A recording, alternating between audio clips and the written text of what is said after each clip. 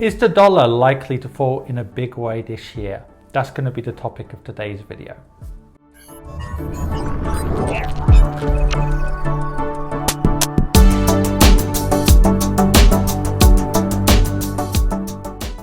Now, before starting this video, let's remind ourselves about the recent history of the dollar. From 2000 until 2008, broadly speaking, the dollar was pretty weak against most major currencies. So against the pound sterling, it went to 2 to 1, and now was one British pound bought $2. Against most of the developed countries and even developing countries, the dollar was getting weaker. Now, from 2008 until 2019, in general, the dollar got stronger despite QE, 0% interest rates, and so on. In 2020, it got much stronger in the early part of the year, especially during the worst of the coronavirus pandemic and the, let's say, hysteria and worries about that in March and April.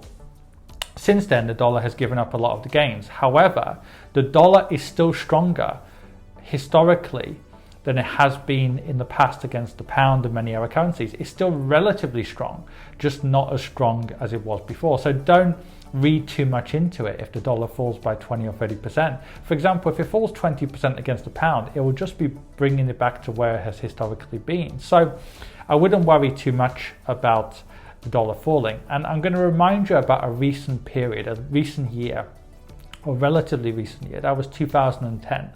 What happened in 2010? Well, the world economy was in recovery mode.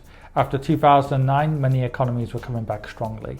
Inflation was on the up, oil prices were going up, money was going into gold and silver. The dollar was weakening against most major currencies after having a great 2008, 2009. People thought the same thing would happen again. Money was rushing into gold, rushing into silver, away from the US dollar. People thought it would keep going on like that. Now, what has happened in the last 10 years? Well, the dollar's got stronger in general, the general trend. Silver and gold have given up a lot of their gains. Silver is below where it was 10 years ago. Gold is still below its 2011 height.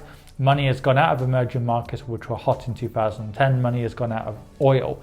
So the funny thing is, a lot of the things that people are saying now, like, oh, the dollar's going to get weaker because of QE, 0% interest rates, and the world economy is going to get stronger this year, so that means the money will leave the dollar because, you know, when people are worried, people go to the dollar, but when we're in recovery mode, people move away from the dollar. People were saying that in 2010 and even 2011, and those things didn't really happen on a medium-term basis. So even if the dollar falls a lot this year, or it doesn't, don't read too much into it. A lot of these media headlines you read now are literally exactly the same as they were in 2010. And often the same people talking about the dollar falling big are the same people who said that in 2010. The same people who said QE would result in high inflation are the same people who are saying it again. So I wouldn't read too much into it.